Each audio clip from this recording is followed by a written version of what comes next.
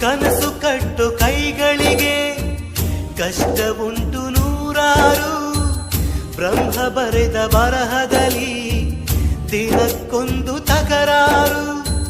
ನ್ಯಾಯ ನೀತಿ ಧರ್ಮಗಳ ನೆಚ್ಚಿ ನಡೆದವರಿಗೆಂದು ನಾಲ್ಕು ದಿಕ್ಕಿನಲ್ಲಿಯೂ ಕಾಣುರೆಲ್ಲ ನಮ್ಮೋರು. ಅಳುವಿಲ್ಲದ ಅಳುಕಿಲ್ಲದ ನಿಷ್ಕಲ್ಮಶ ಮಡಿಲಲ್ಲಿ ಮಗುವಾಗಿಯೇ ದಿನ ಕಳೆಯುವ ಸೋದರರ ಕಥೆಯಲ್ಲಿ ಒಳ್ಳೆ ಕಾಲ ಬಂದೇ ಬರಬೇಕು.